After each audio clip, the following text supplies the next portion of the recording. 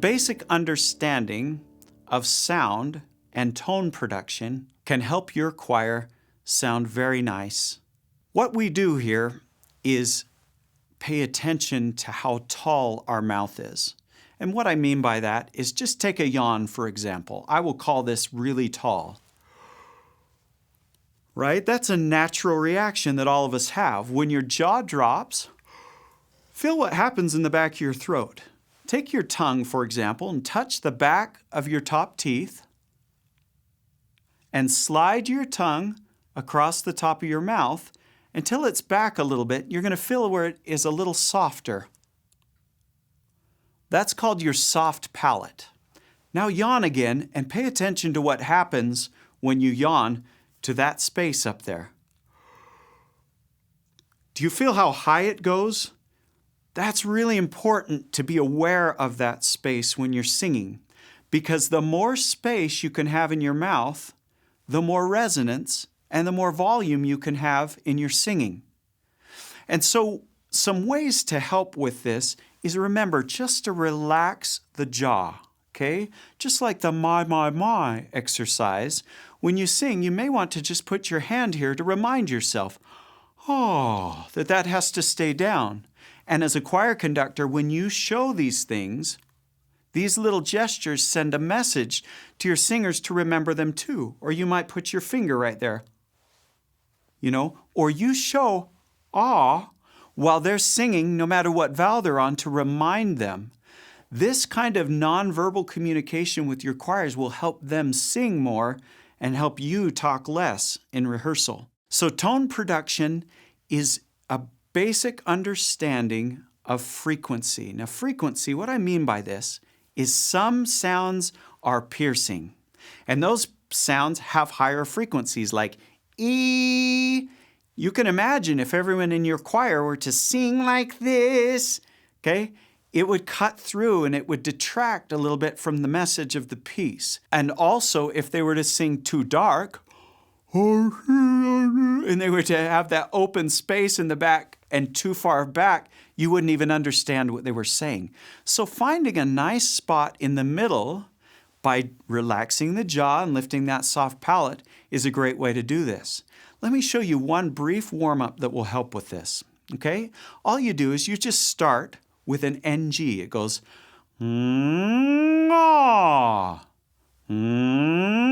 ah.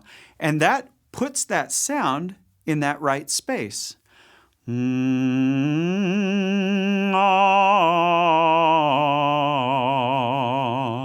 Try that with me.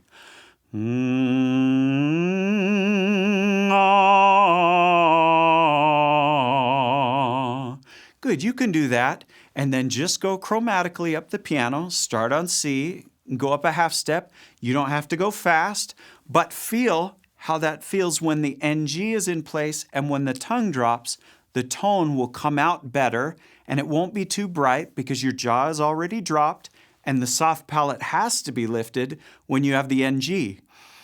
One thing you can do is put your tongue in the NG position and take a deep breath through your nose. You're going to feel cold air hit back there. Drop your jaw while you do it. Do you feel that cold air hit the back of your throat? That's essential to know that it's open back there, and then work on keeping that relaxed and open.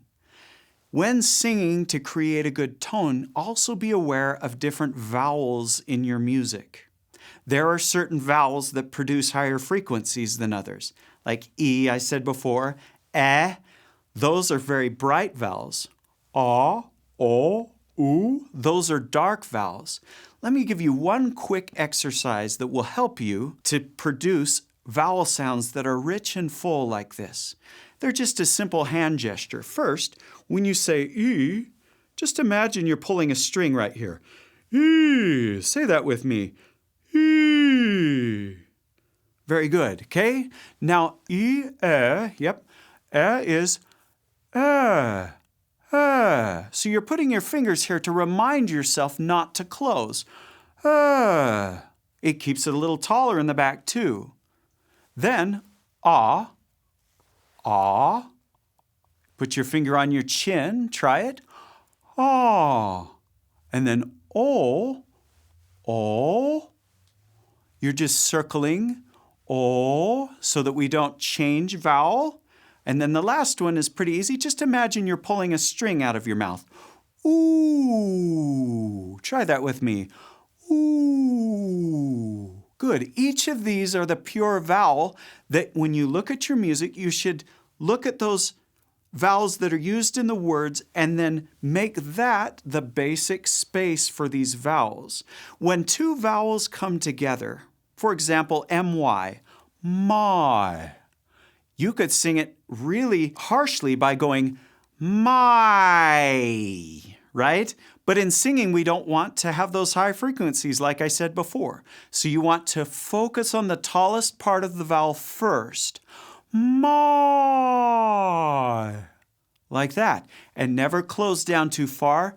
That way, if everybody in your choir is thinking the same way, you basically are going to have the same size instrument, the same size resonating space, and the choir will sound similar and the blend will be beautiful. Now remember, whatever comes out, and it's okay.